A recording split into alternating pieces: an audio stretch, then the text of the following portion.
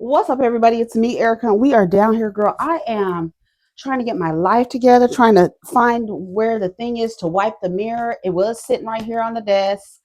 Now I don't know where it is, girl. I don't know. I just slapped this thing on my head. It's giving Annie's pretzels. I don't know what is happening. Go ahead and like, subscribe, and comment.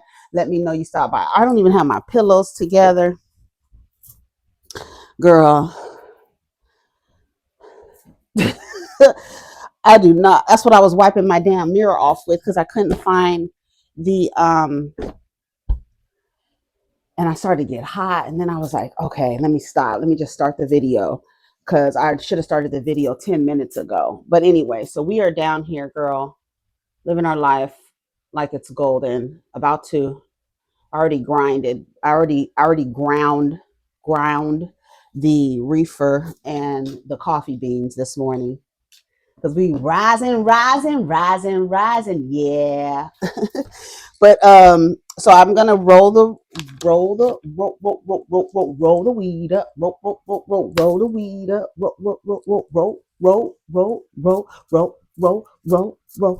the weed up, hey, roll the weed up, hey, roll. Girl, you know I'm sitting crisscross applesauce. So, girl, we are down here. My eyes are open. I have not smoked an ounce. Okay, I haven't smoked nothing. I got this lanyard for my phone, and I don't know. I should have got this when I was traveling, but I got it, and I got it yesterday. Let's see it. Let's have an unboxing, girl. I'm a content creator. Not really. I mean, kind of, but I don't get all fancy with this stuff. Girl, I started watching Wilderness last night. One of y'all recommended it. Wilderness. We gotta get our pillows together. We gotta get the birds. Shout out to the birds. Not you bird brain bitches, but these kind of birds. That's not nice. That is not nice. Oh, this is a pretty color. I thought it didn't look like that. This is real pretty, huh? Look at the color. So this is for the phone. Okay, so there's a little piece in the phone that you put into. So that means I always have to keep the and this clips onto this little clip. So there's like two little clips in here. I guess you can put in your phone.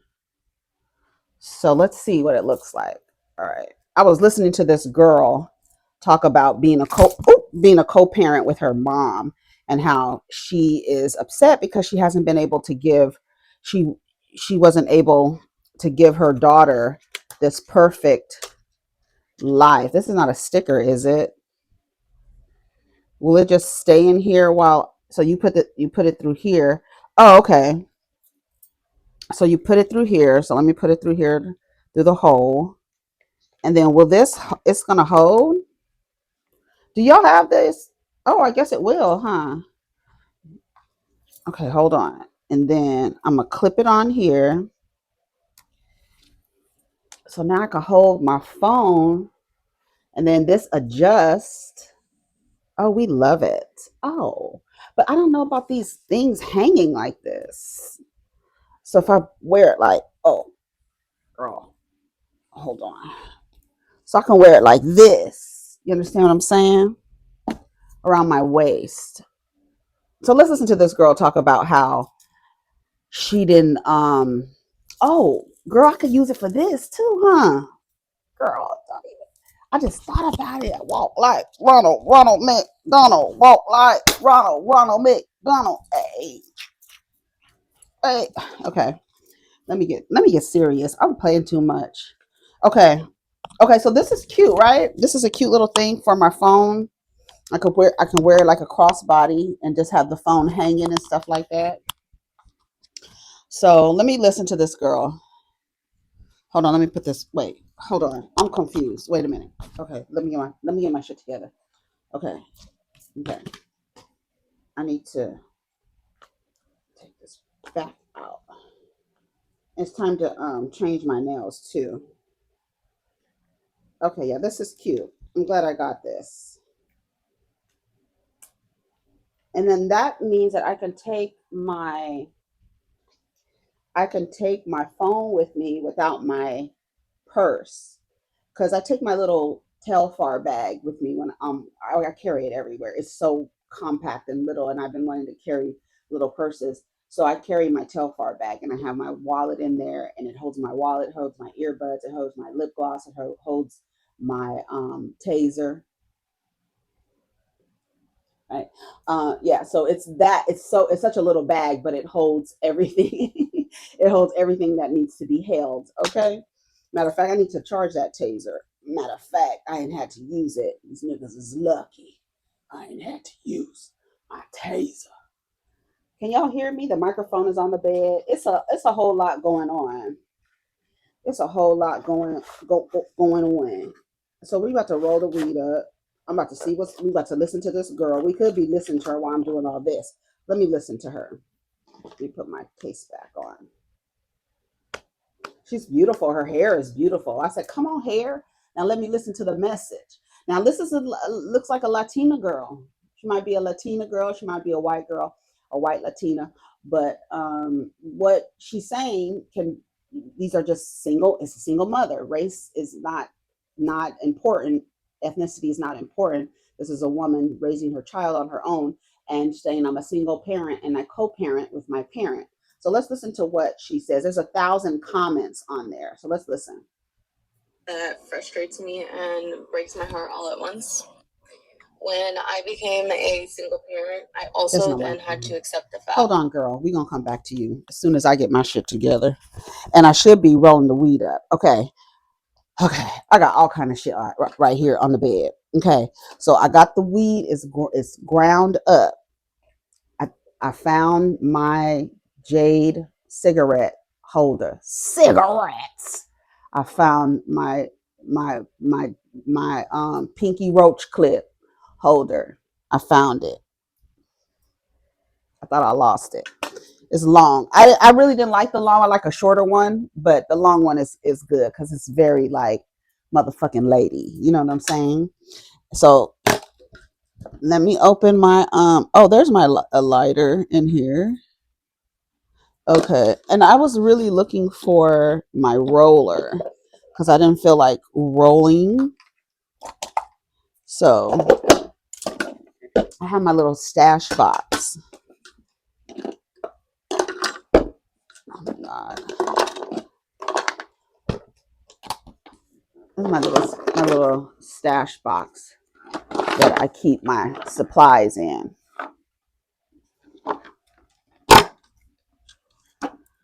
Oops. I have a little compartment in the back.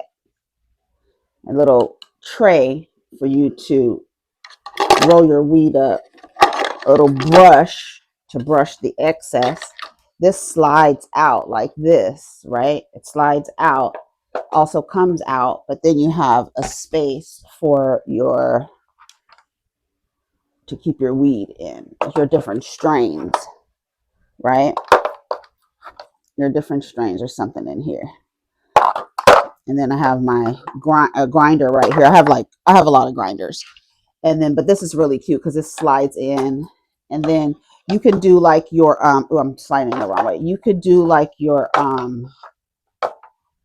girl, what the fuck? Oh, here we go. You can do like your and then you like has a little loop, a little thing where you could scoop it out into like the little bowl or whatever, right? So this slides in and then it locks. It's cute. It comes in all colors. I already broke it though. I broke the top. I stepped on it by accident when I got out of my bed. It was on the floor. It's on the floor next to my bed. But I have a stool to get off of my bed. And I stepped on this instead of stepping on my stool to get off my bed. And my big ass to say pop. So it just cracked it. It cracked it. It cracked it like right here. So I just put a sticker over it. So this is going to be full with stickers pretty soon anyway. So I love stickers. So as you could see, I know you saw my laptop yesterday. You probably were like, girl, what in the hell? I've had that laptop for 10 years. It's time. It's time. I'm going to get a new laptop. I'll have a new laptop within the next 60 days or something. So yeah, so we're down here and we're about to listen to this girl. Girl, it's taking me 10 minutes to get my life together. Okay, and this is my little roller that I have. I love this roller. It's very heavy. It's very like you could probably use this as a weapon and hit somebody. But you of course you just put your flour in here and then it rolls up. But it's really cute. It's like brass. I love it. It's very heavy. Oh shit. You get what you get what's going on. Okay, let me do this a little bit. Okay. So let's get the weed rolled up and then let's listen to this girl talk about being a co-parent with her parent. Okay, let's listen. That frustrates me and breaks my heart all at once. When I became a single parent, I also then had to accept the fact that I would be co parenting with my own parent. And I'm sure a lot of other single parents can relate to this, but when you're essentially raising your child on your own, you have to lean on your village. It's impossible to do things alone, or damn near impossible to do things alone. And so my village is my mom. And having to co parent with my mom is obviously something that I never intended on. And I think that that's what breaks my heart. And there's a part of being a single parent that feels so lonely. And it's not that you crave or want your relationship back with your child's other parent. It's just that going through the motions of parenthood alone feels lonely. It's also really frustrating for me because my mom was a single mom. She did it on her own. She raised me by herself. And I know that she loves my daughter to the ends of this earth. But it frustrates me that it's going to make me emotional, that I have now put her in the position where she has to help me raise another child when she's already been through it with me. I think that's the part that eats me up the most, is feeling like a part of me is failed at giving my child that picture perfect home. Like, what do you mean that I grew up and became an adult and I had a child and now I'm a single parent, so anytime that I want to go out, I have to ask permission from my mom to make sure that she can watch my daughter, or that she's okay with me being out from this time to this time. And I don't want anyone to take this the wrong way. I love my daughter. I will say this in every video. I love her. I wouldn't change anything about the time that I had her, who I had her with. Like, it is what it is. It changed me as a person for the better, and I've learned so much from my experience of becoming a mom and a single mom. But that doesn't change the challenges that I face on a day-to-day basis. So, if you're a single parent who's co-parenting with your parent, I hear you, I see you, I understand you. It's not what we intended for our children or for ourselves, but at the end of the day, we are doing what's best for our child and showing up every day. And at the end of the day, that's all that matters. All right, let's listen to what the girl, the first comment just sent me to glory, bitch. There's so much shit over here. I'm gonna have to vacuum. And just that fast, I rolled the weed up in that amount of time. I just broke it though, but I rolled the weed up and just that and just her talking, and we're ready to go. So the first comment says, "I co-parent with air. Could be worse." Asking permission to go to the gym, a friend's dinner, your birthday plans, that was the hardest for me and still upsets me, but I'm so grateful for their support. My mom was my co parent and the best abuelita and mom to my kids. She passed away in January. It's been tough. We are blessed to have amazing mothers that are a huge part of your kid's life. Yeah, if you have a mother who is supporting you and helping you, or a village, your brother, whatever it is, I do think it's very important to raise kids with a village. Unfortunately, when I moved to Sacramento, for me, I had my mom and dad were in my life. I didn't become estranged from my parents until I moved back to California. And then it's so weird. I moved back so that I can, have have a support system and have a tribe in this and that, because I was in Atlanta. Although I have friends in Atlanta, I was essentially by myself, and I felt like their father would have killed me. And so I wanted to be with my dad and my brother, my uncles and stuff like that, and my mom and my aunts.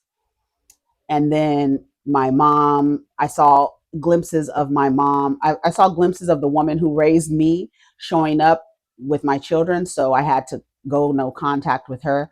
And then my father, both of my parents actually kind of like, after I went through such a traumatic experience with their father, kind of befriended him, which was betrayal at its highest level. And for me, I'm the type of person, I can't go back after I feel like I've been betrayed.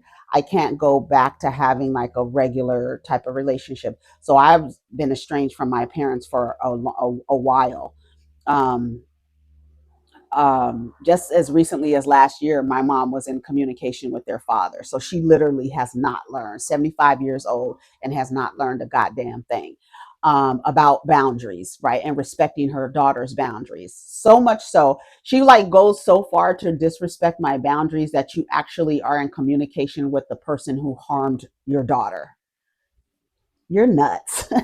Ah, girl, you are nuts, nuts, nutz, bitch, nuts. But so I didn't have any support up here. Like I was literally by myself, but I was like, I'm about to use my resources. When I wanted to go out, I found a place that watched children. It's called Kids Park. It's still over there. When we passed it, my son's like, I remember going there because it was a place that stayed open till 11:30.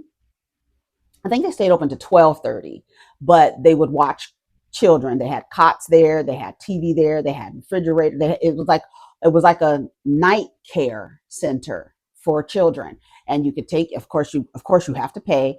You take your children there. You bring their food for them with the food that they have. They have games. They have all kind of shit going on there. I think they go up to seventh grade. I'm not sure, but they were little, so it was like they were in elementary school. So whenever I wanted to go out, I would take them there. I'd have to be back. I couldn't stay out all night, right? Because it closed. I think it closed around 12:30, 11:30 or 12:30. I can't remember. But I used my resources. I would and I'm a solo person anyway, so I don't really need, like, I'm a solo social person, so I can be social, but I'm okay with being by myself and being alone.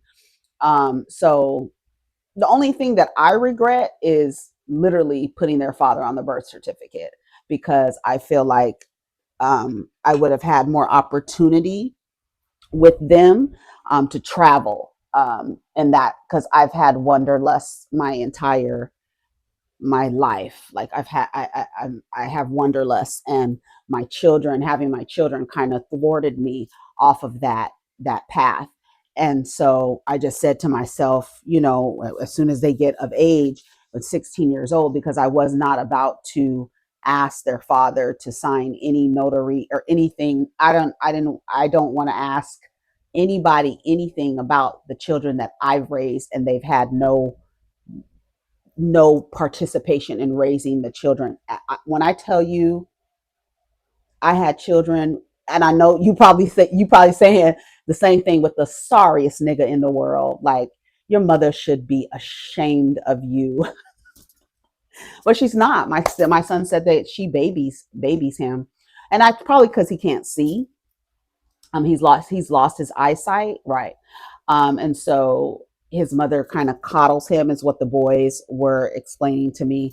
How she kind of babies him, which further deepens his personality, and how like awful his personality. He's just like, ugh, like I literally used to have a visceral reaction thinking about my time that I spent with him. I used to like get physically like I wanted to vomit. Like just thinking about it and knowing.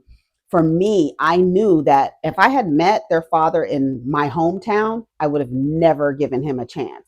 And I think me being, in a new city, I was in Atlanta, in a new city. Do I have stuff on my face? Let me look up my nose.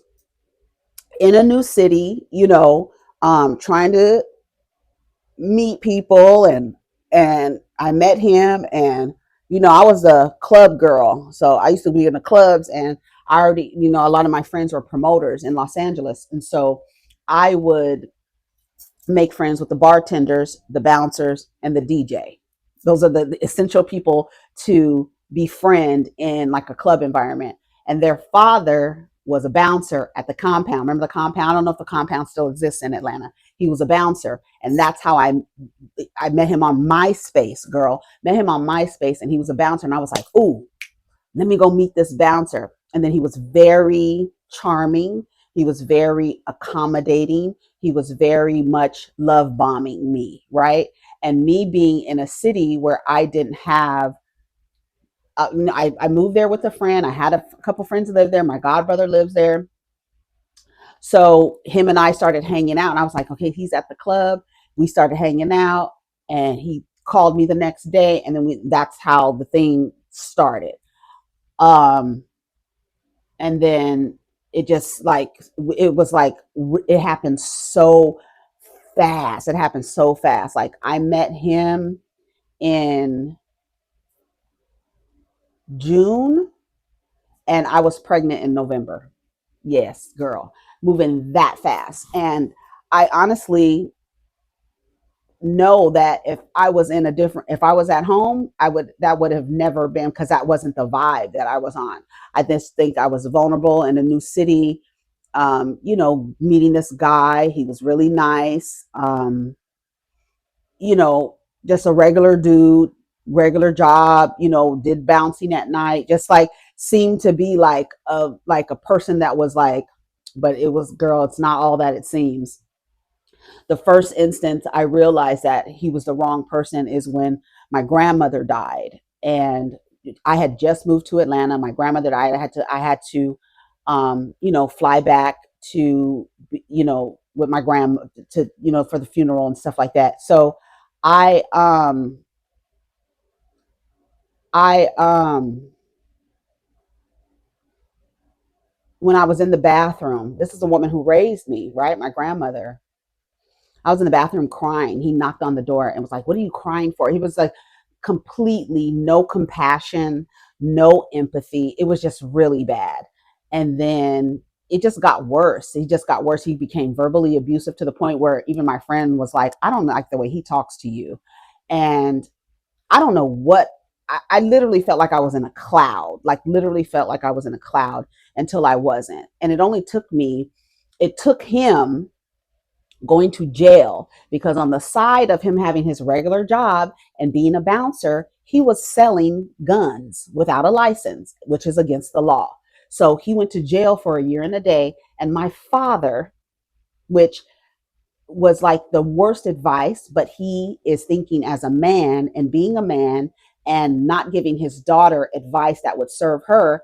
He gave me advice that would serve him and told me, if wouldn't you want somebody to do that for you? And oftentimes we do things for people thinking I'm treating people the way that I want to be treated, and those people don't do that back. There's no reciprocity in that. So my father told me, you would want somebody to wait for you if you went to jail, and it's only a year, right? Even me, my father concocted a lie to say that he was in the reserves, and he went to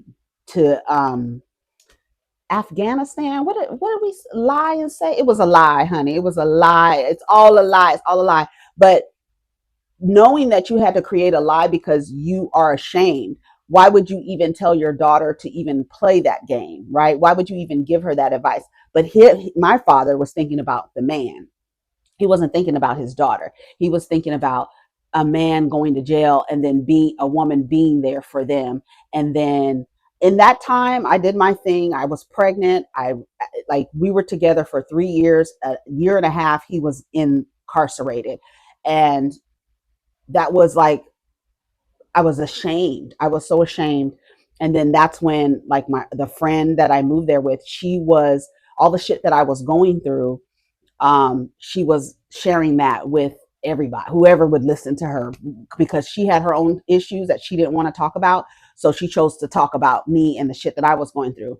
And because I think for her, she kind of reveled in what I was going through, because at home in Los Angeles, I didn't deal with men in that way. I didn't have like relationships. I wasn't in relationships. I had a squad, but I was not in relationships. You understand what I'm saying? And so I think she kind of reveled in the fact that I was dealing with these issues, right? Verbal abuse, physical abuse, him being in going to jail, and it was like really it was a lot of shame that I dealt with, because I felt like I had been hustled. I used to tell him, you hustled the shit out of me, you New York niggas, Brooklyn niggas, you hustled the shit out of me, motherfucker. I was hustled. But I think about all the variables that were like all the things that were the nuance of me being in a town by myself, new to a city. You know what I'm saying? Just a whole bunch of things. And then I just was raising my kids on my own, and I this is what I had to do. I used to cry a lot. I used to cry a lot because I felt like I had like fucked up. Like I really felt really ashamed. Like, how did you end up with two children, raising two children by yourself? You know what I'm saying? But then I was just like, girl, this is what it is. This is what you got to do. And I myself, I never wanted to be a mother. I never wanted to have children. I always envisioned myself as the rich auntie, right? Traveling, having suitors and lovers, and always with a blunt and a glass of wine. That's how I envisioned me being that. Big cousin coming through with a good reefer and stuff like that, and being a good time and stuff like that. Not to say that still is not the vibe, but I was really ashamed. I was really like, I felt I felt ashamed. Like, how did you get here? How did you end up like this? How did you end up with two children? How did you end up like you had plans to travel the world? You had this and this. And I tell you, like I say, people, a man will thwart you off of your path. And you have to be mindful when people come into your lives and you have a path and you have a journey that you want to be on. You have to be mindful of the people that come into your life and how they show up, and because these people can take you off of your path, if you enter into relationships with them, if you keep them around for too long. He didn't stay around too long. He was gone 7 days after I gave birth. I met him in 2006.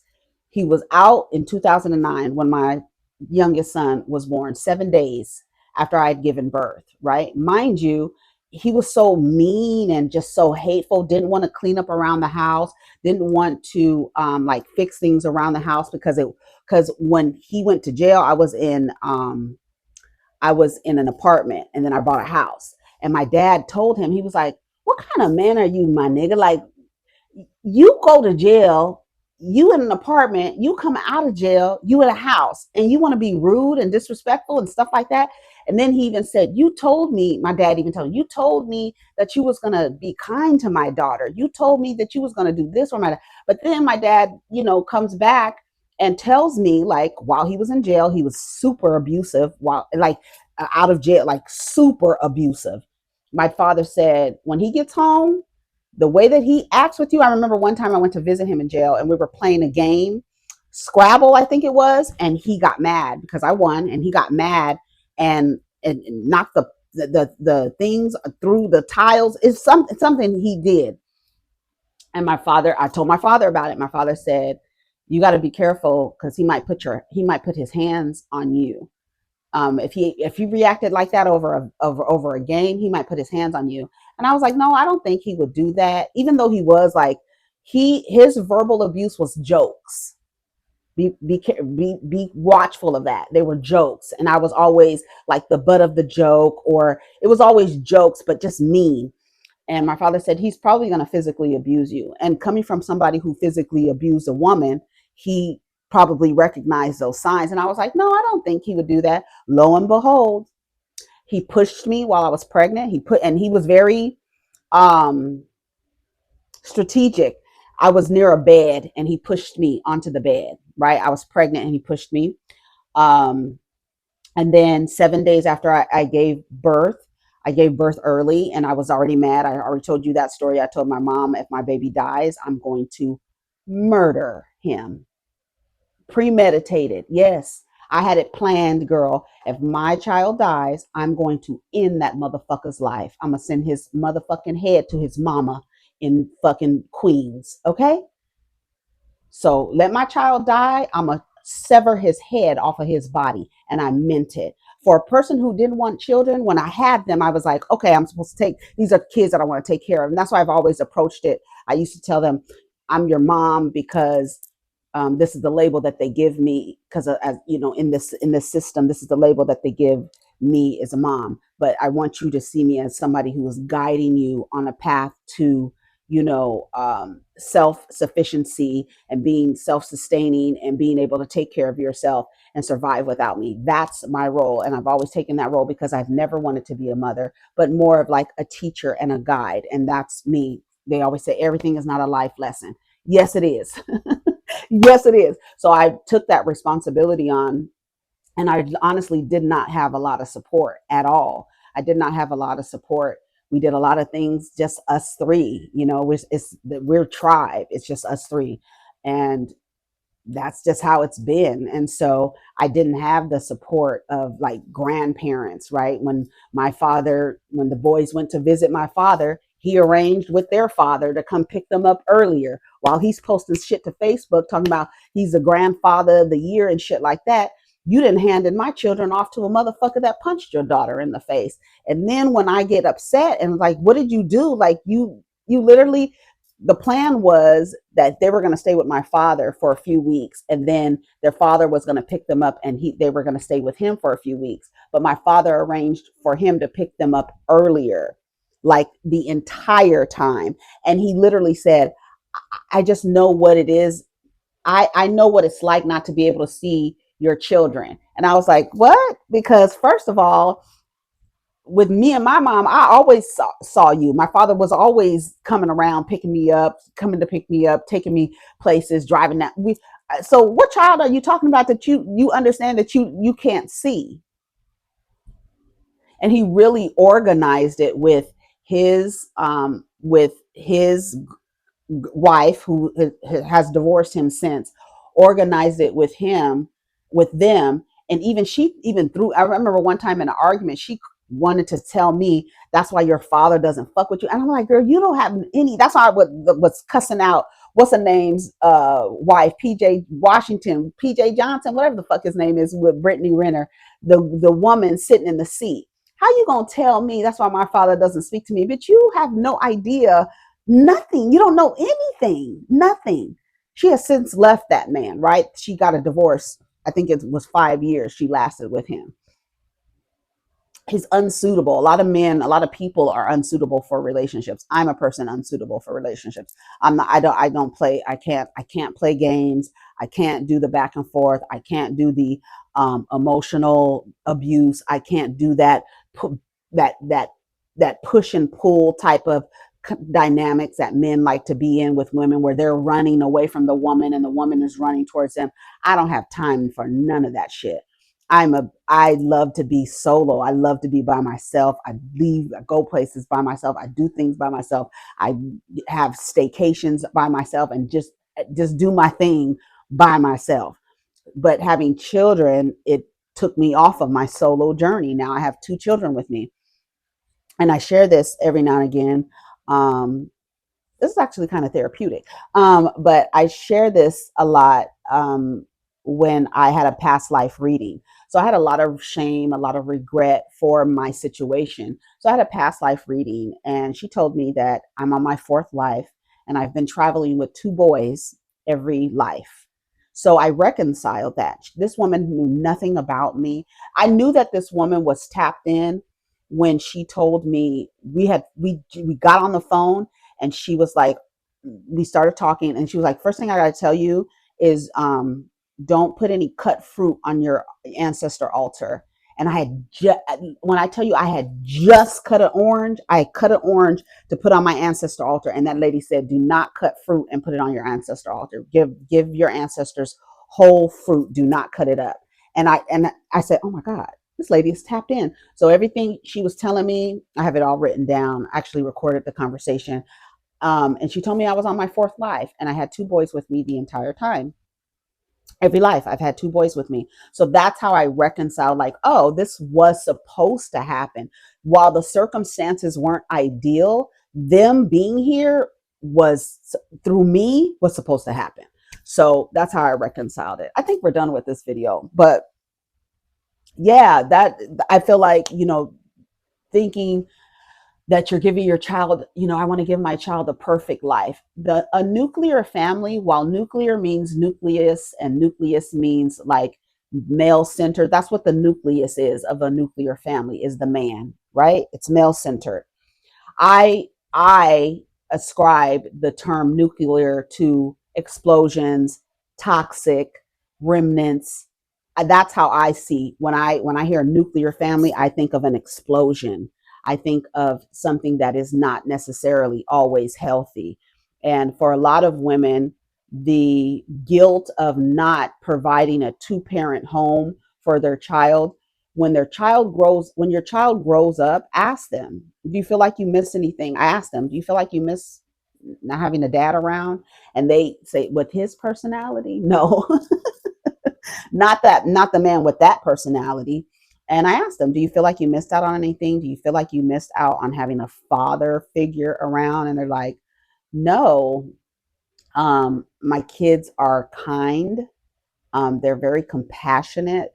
They still say "oh" to babies and animals, like they still get like giddy about animals and stuff. So I know that they have that compassion in them. Like they still send me memes of animals. Like my son came in here last night and was showing me a possum having a birthday party. It was like, he's 16 and he still is like, oh, look at him.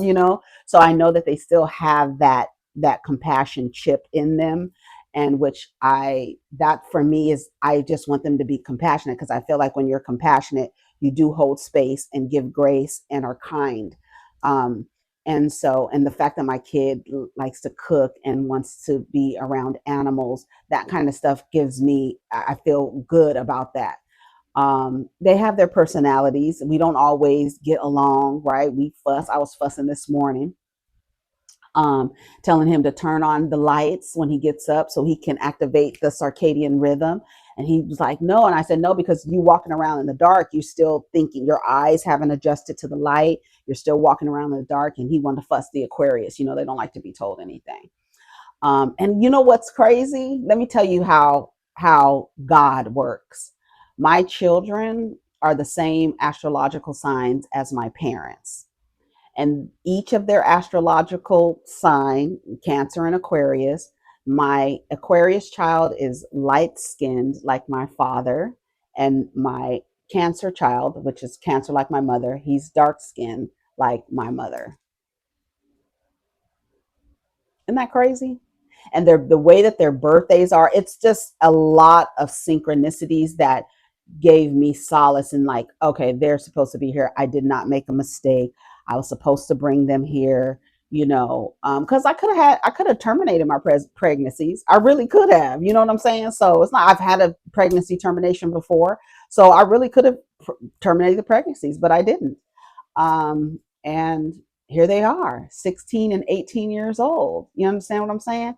And one's in culinary school, one's a junior in high school, and they're developing, and I feel like they're developing well. The other ones, and then my oldest one, is active in sports and basketball, tennis, and everything like that.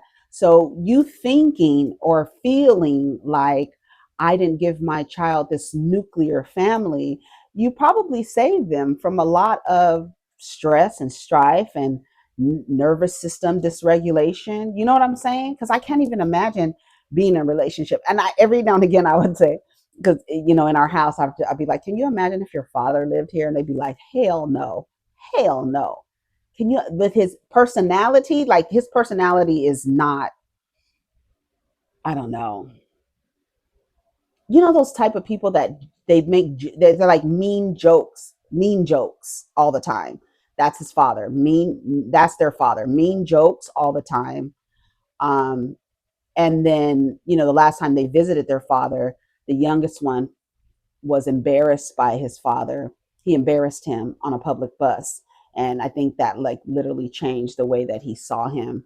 Um, yeah, because he was texting me while it was happening, and I'm all the way in California, and I'm mad because don't embarrass my kid, nigga. Like, who the fuck are you, my nigga? Don't try to embarrass my kid in public. Like, don't do that. But you don't know how to raise children. You haven't had the responsibility of raising children. And then it's so funny because he'll be like, I remember, what did he say? Can the children come for Father's Day? And I said, well, who's the father?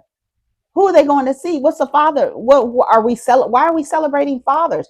Why do you think that you deserve? I literally told him, why do you think that you deserve to be sitting in a chair with two children behind you? You don't deserve that. You haven't even earned the right to have children. You literally have not earned the right to even have children, offspring. You are undeserving of your offspring. You literally are undeserving of your offspring. That's how I feel about it. Anyways, so I'm going to go. Ooh, I got to go, y'all. That was a good talk, huh? That was just one topic. My God, today. Well, let me go. I'm gonna come back for another video. We're gonna talk about what's on the blogs. Hopefully, I'm sharing my story with you all and just being honest and forthright about just our life experiences. Hopefully, that helps some of you because I know what it's like to feel shame and guilt, and that shame and guilt kind of keeps us silent. Shame and guilt, and I think that's by design, right? For you to feel ashamed about your family dynamic, or you not having, you feeling lonely and stuff like. I can't. That's something that doesn't resonate with me. I don't. I never feel lonely. I don't. Girl, I tell you, I enjoy myself. I never feel lonely. I don't. And then maybe because I have kids here, but I don't think I would feel lonely because I do stuff by myself. They'd be like, I know, because I'll leave sometimes. I'll be like, okay, I'll be back. And they'll be like, I know you went, I'll go and have dinner or something, or anything. I'll go to a day spa or something. I'll do whatever I want to do, and I just be like, all right, I'm out of here. Because I'm in my head, they're not going to stop me from doing what I want to do. The only reason why I didn't travel while they were growing up is because I never wanted to ask their father for that notarized document to say anything, because I'm not about to ask you for nothing. You have had no hand in raising these children, so I'm not about to ask you. And that's the only reason why they didn't get their passport sooner, is because I did not want to ask their father to notarize this document that you need if they're on the birth certificate. Girl, I was trying to find any way. Yeah, some people can write. You can write a letter and have it notarized and say like you don't know where the father is, like if you don't know where he is and stuff like that. There's other ways that you can get around it, but I was just like, I'll just wait until they're 16. It's fine. And for me, I did a lot of traveling as a little girl, so I wanted. I thought like, oh, I would have loved to experience Hawaii as a teenager, not as a single digit child. Like I think I was 8 years old, 8 or 9 years old when I first went to the first time I went to Hawaii. And it was a great experience. I remember I got sick off of macadamia nuts. I remember all the stuff, but I feel like a different experience when you're a teenager. I feel like that memory kind of gets embedded deeper as a teenager having these experiences. So that's kind of how I reconciled not, taking them traveling with them. We do road trips and stuff like that, and it's just like it's just us. Like I said, that I actually wanted to go to the lake um, this past weekend because we got a tent. We haven't been able to use it yet. But yeah, don't feel bad that you didn't give your child a two-parent home. A lot of times, when again, ask children of two-parent homes. Their father was there, but he really wasn't. You know what I'm saying? Everybody had to walk on tiptoes because he, had to be the meteorologist because they didn't know if the storm was coming through or not. And men do that intentionally. Like they get moody in order to change the temperature in the room. They don't want to be bothered. They'll be coming. They'll get out of their car coming from work and get to the door before they come in the house and be like, okay, and they come in the door with an attitude, and now everybody's like tiptoeing around them. Their moods dictate the temperature of the home. I don't have to deal with that. Like, you have to think about the good things, right? Would you want this personality? Do you even get along with this personality? Do you want your children to see you not getting along with their other parent? Like, if you can't get along, there's no way to feel guilty about choosing yourself, your safety, and your children's safety, and their ability to grow up in a household that does not have a lot of hollering and screaming, slamming doors, people arguing, right? Like I said, we have, all of us, we have our disagreements. We have, growing up, trying to, especially boys, trying to get their independence and different things. I have to be like, excuse me, what did you just say? Stuff like that. Things that happen because they're still being raised. I'm still raising them. And so, yeah, don't feel guilty about that. And if you have a tribe, shout out to you. Use your resources. If people are willing to help you raise your children and they're upstanding people and you can trust them, it takes a village, and the village doesn't have to be related to you. You understand? So hopefully this helps some of y'all. It kind of helped me too. I mean, I talk about this stuff all the time. I don't have a problem talking about it because it's just life, and we're just all living our lives, and we all have our stories and experiences. And I think sharing, that's why I love social media, because people are sharing their experiences, and you could see different facets and different aspects in the spectrum of life, and everybody has their story. And a lot of women dealing with men have very similar stories. Different man, same story. Anyways, so take care of each other, protect your energy, protect the kids, right? And sometimes that protection means they don't need to be around their dad all the time. That's some of that protection, that part of that protection, right? So take care of each other, protect your energy. Let's get down in the comments, and we're coming back for another video. Peace.